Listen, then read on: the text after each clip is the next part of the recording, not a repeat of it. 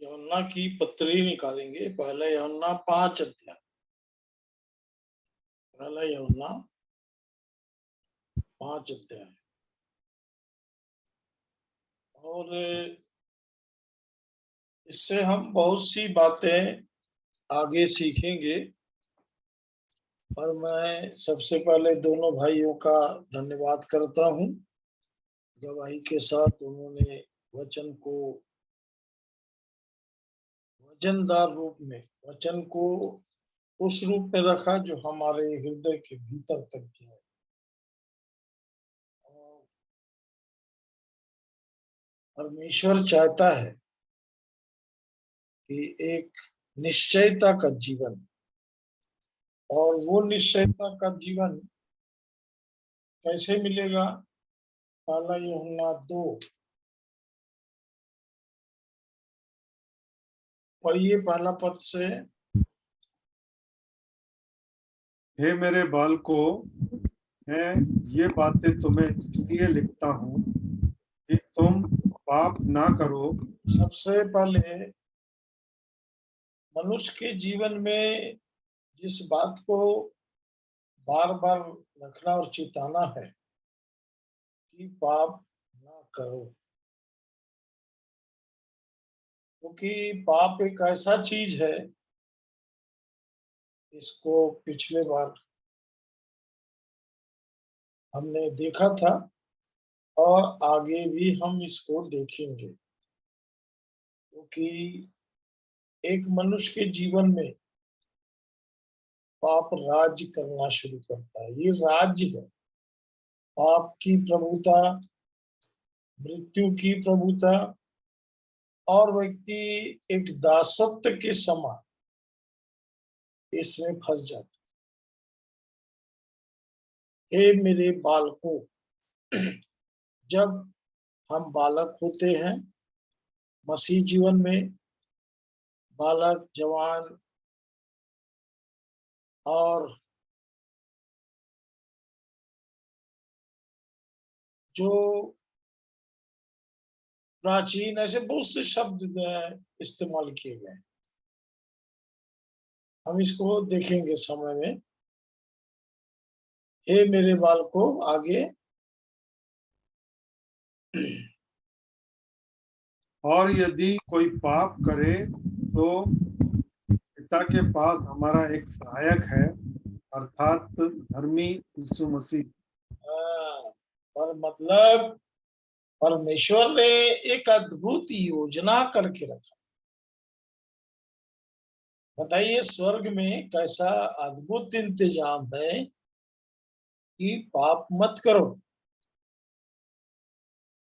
और कभी कभी हमको सुनने को मिलता है कि जाने अनजाने पाप, क्योंकि पाप जो है वो मोहित करता है, खींचता है मनुष्य को। और पूरी पृथ्वी पूरी पृथ्वी के मानव पाप में फंसे हुए हैं। और एक विश्वासी जब नया जन्म पा लेता है, नया जन्म पाने के बाद वो संगति में, वचन में, प्रार्थना में बढ़ते बढ़ते कहाँ बढ़ना है उसको देखिए, आगे पढ़ेंगे। और वही हमारे पापों का प्रायश्चित है, और केवल हमारे ही नहीं वरन सारे जगत के पापों का भी। आगे। यदि हम उसकी आज्ञाओं को मानेंगे तो इससे हम जान लेंगे कि हम उसे जान गए हैं। हम उसे जान गए। और ये किस बात पर टिका है? उसकी आज्ञाओं को मानेंगे। मैं और धीरे से आपको आगे ले चल रहा हूँ, चलिए। जो कोई यह कहता है मैं उसे जान गया हूँ और उसकी आज्ञाओं को नहीं मानता, और झूठा है और उसमें सत्य नहीं। तो कैसे आप उसकी आज्ञाओं को जानेंगे और मानेंगे? आगे। पर जो कोई उसके वचन पर चले उसमें सचमुच परमेश्वर का प्रेम सिद्ध हुआ है। जो कोई ये कहता है कि मैं उसमें बना रहता हूँ, हाँ हाँ, छूट गया क्या? पर जो कोई उसके वचन पर चले जी, में सचमुच परमेश्वर का प्रेम सिद्ध सिद्ध हुआ। परमेश्वर का प्रेम इसी से हम जानते हैं कि हम उसमें हैं, ये बताना चाह रहे थे, इसलिए है कि नहीं वहां पर।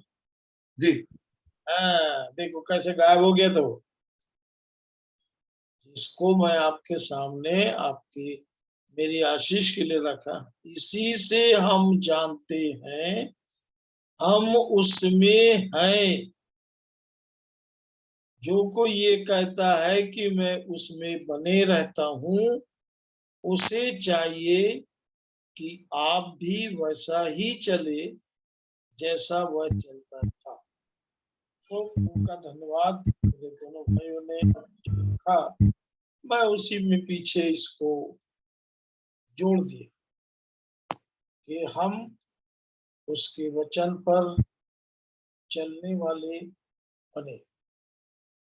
प्रयास कर रहे हैं, सब मनन ध्यान कर रहे हैं, और मेरी कोशिश ये है कि मैं किसी एक बात से पर्दे को हटा दूं, क्योंकि परमेश्वर की इच्छा जो है, इफिसियों 3 अध्याय 1 वचन पढ़ के प्रार्थना में जाए।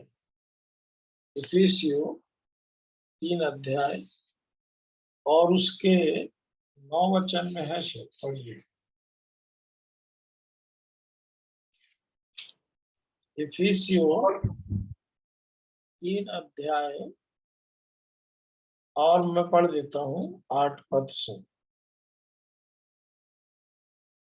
या 7 से पढ़ देता हूँ। मैं परमेश्वर के अनुग्रह के उस दान के अनुसार जो उसकी सामर्थ्य के प्रभाव के अनुसार मुझे दिया गया है, उस सुसमाचार का सेवक बना। क्या चीज है, आगे देखते हैं। मुझ पर जो सब पवित्र लोगों में से छोटे से भी छोटा हूँ, यह अनुग्रह हुआ कि मैं अन्य जातियों को मसीह के अगम धन का सुसमाचार सुनाऊं और सब पर यह बात प्रकाशित करूं, उस भेद का प्रबंध क्या है जो सबके सृजनहार परमेश्वर में आदि से गुप्त था। अब यहां से आगे इसको समझ, मैं इसको इसलिए खुलवाया, इस एक लाइन के बाद हम प्रार्थना करेंगे कि हम कितने जिम्मेदार लोग हैं, इसको हमको समझना पड़ेगा, क्योंकि परमेश्वर चाहता है। 10 पद, ताकि अब कलीसिया के द्वारा परमेश्वर का विभिन्न प्रकार का ज्ञान उन प्रधानों और अधिकारियों पर जो स्वर्गीय स्थानों में है प्रकट किया जाए। किसके द्वारा? कलीसिया के द्वारा। और इसलिए परमेश्वर की बातों को जानना है, ये पूरी कलीसिया का काम है। और इसलिए आगे के दिनों में हम इन बातों को समझने जा रहे हैं कि कलीसिया क्या है, क्योंकि हमने 2 पद में इस बात को देख लिया था प्रेरितों के काम में कि वो सब कुछ का बनाने वाला परमेश्वर बृहद है। वो बृहद, पृथ्वी तो बहुत सीमित है, उसका नाप उसके पास है, वो लपेट के कभी भी फेंक देगा, ऐसा वाला। पर स्वर्ग एक ऐसा स्थान है जहां परमेश्वर रहता है, गम महिमा से भरा हुआ। वहां पर पाप की बात नहीं होती, आप धीरे धीरे पाप से अलग होते जाइए, आपको उस महिमा से परमेश्वर परिचित कराएंगे। उसी के लिए उसने इतना बड़ा काम किया है कि जो कुछ वचन में है वो स्वर्ग और पृथ्वी में है। आप बृहद होके वचन को पढ़िए, बृहद होके। सीमित रहेंगे क्योंकि हम सीमित बनाए गए, बहुत हमारी छोटी सीमा। पर आप जैसे ही वचन को पढ़ते हैं, जैसे ही परमेश्वर शब्द आता है, वो बृहद है, अनंत है। और पाप के कारण ये बातें समझ में नहीं आएंगी, इसलिए पाप ना करो बोलता। और यदि हो भी गए, परमेश्वर के पास एक धार्मिक इशू है, बिचवई है। अय्यूब इसके लिए रोया था। 9:33 में बोलता है, हमारे बीच में भी एक बिचवई होता, वो मुझे संभाल लेगा। ये बिचवई, इसकी एक ही मंशा है कि ये परमेश्वर से मिलाए। वो बृहद है, बृहद। और हम वचन को भी पकड़ के सीमित बनते जाते हैं।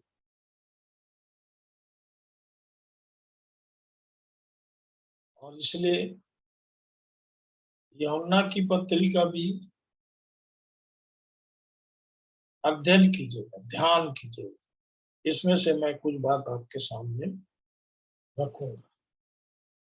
बड़े बड़े आश्वासन दिए हैं। परमेश्वर ने अनंत जीवन दिया है। जिसके पास जीवन है वो अपने में गवाही रखता है, क्योंकि उसने बिचवई मतलब हमारे प्रभु यीशु मसीह के द्वारा मुझे अनंत जीवन दे दिया। क्यों? सीमित और असीमित, ये दोनों का भेद समझिए। आप जैसे ही बाइबल खोलते हैं, आपको इसमें सब बड़े बड़े महान शब्द मिलेंगे। महान लोगों से मुलाकात होगी, महान परमेश्वर से मुलाकात होगी। और इसलिए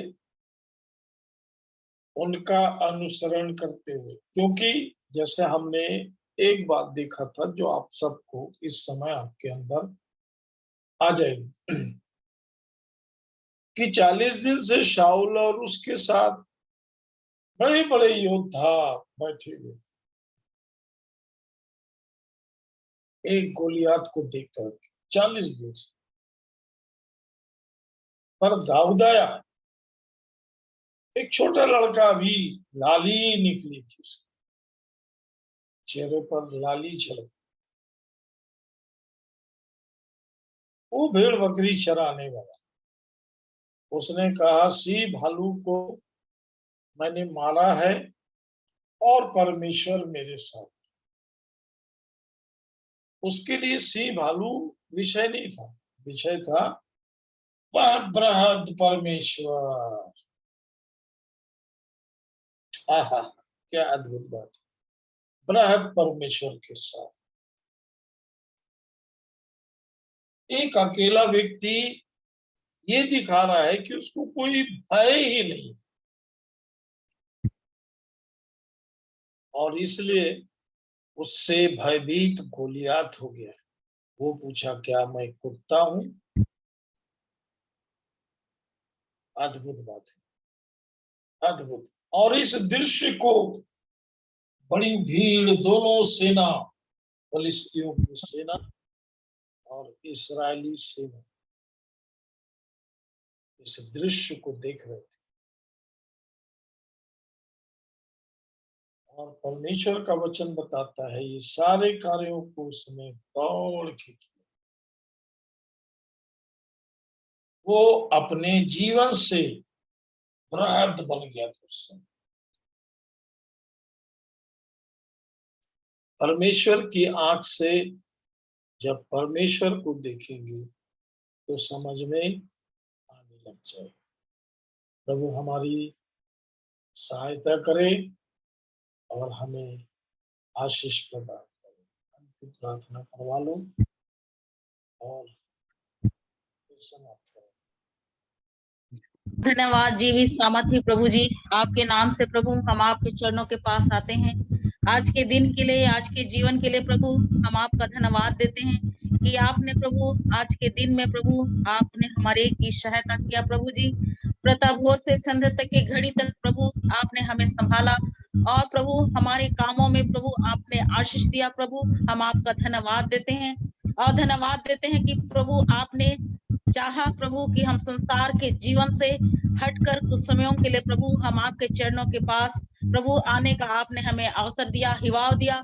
इसलिए हम आपका धन्यवाद देते हैं क्योंकि प्रभु आप हमसे बेहद प्रेम करते हैं और इस प्रेम के निमित्त प्रभु आपने चाहा कि प्रभु हम इस संध्या की घड़ी में प्रभु हम आपके वचनों के साथ प्रभु आपके दास भक्तों में के साथ होकर प्रभु हम आपके वचनों को हम सुनने पाते हैं। सचमुच प्रभु जी जिससे आप प्यार करते हैं प्रभु उनको आप हर घड़ी प्रभु आप ऐसे ही वचनों के द्वारा प्रभु आप आशीषित करते हैं। प्रभु हम आपका धन्यवाद और धन्यवाद और धन्यवाद देते हैं। सचमुच प्रभु जी आज हमने अपने जीवन में प्रभु आप कि उस वचन को प्रभु जी हमने सीखा प्रभु कि जब हम आपको ढूंढते हैं प्रभु तब आप हमारे जीवन में प्रभु आप कार्य करते हैं और हमसे बातचीत करते हैं, क्योंकि आपने अपने वचन में कहा ढूंढो तो तुम्हें मिल जाएगा। इसलिए प्रभु जी ढूंढने का जो जीवन आपने अपने वचन के द्वारा प्रभु हमें दिया और प्रभु हम इस वचन के द्वारा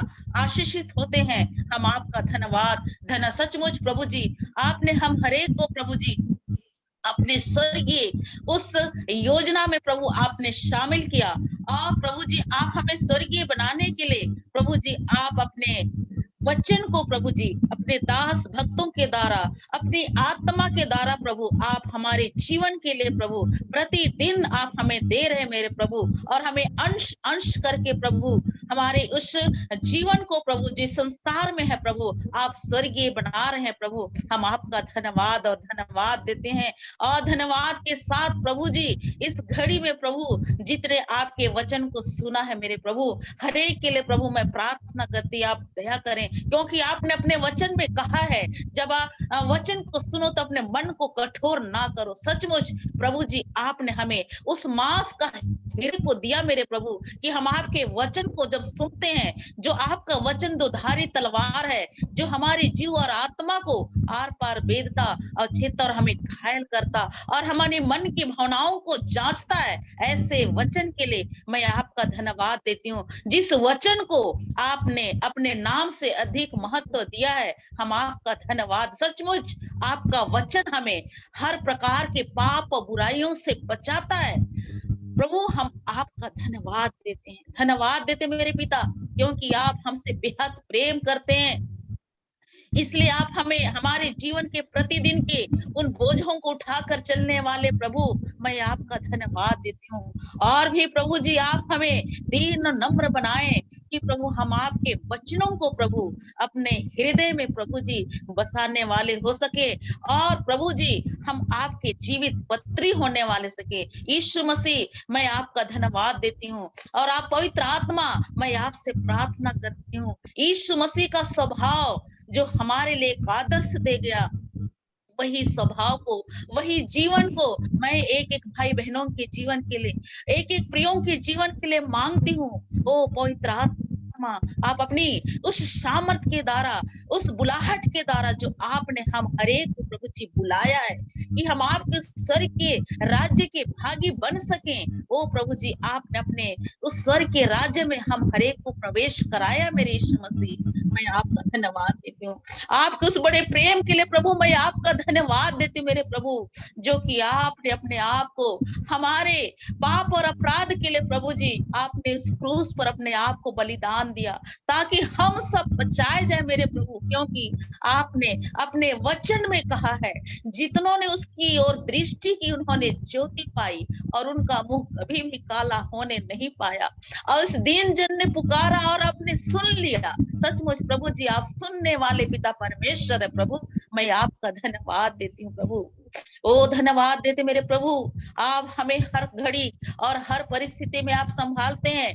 मैं आपका धन्यवाद देती हूँ। आपके दास भक्तों के लिए मैं प्रार्थना करती हूँ, आप अपने पवित्र आत्मा की शामत को होने दीजिए और आप अपना परवर वचन उनके जीवन के लिए अधिकार और सामर्थ के लिए प्रभु मैं आपसे प्रार्थना करती हूँ। आप अपने रूह से अपने दास और भक्तों को मशक करिए कि सचमुच प्रभु जी आपके वचन में किसी प्रकार का मिलावट नहीं। प्रभु आपका सत्य वचन हमारे जीवन के लिए, हमारे आत्मिक के जीवन के लिए, उद्धार के लिए बोया जाए और सचमुच वह वचन हमारे जीवन में 100 गुना फलवंत होने वाला सके। और इस प्रकार से प्रभु हम आपके बेटे और बेटियां, आपकी संतान बनकर प्रभु जी आपके उस स्वर्गीय राज्य में प्रभु जी अपने आप को प्रभु प्रवेश कराकर प्रभु जी आपके साथ उस महिमामय जीवन को प्रभु हम पाने वाले हो सकें। प्रभु हम हरेक की एक की आप सहायता करें मेरे प्रभु।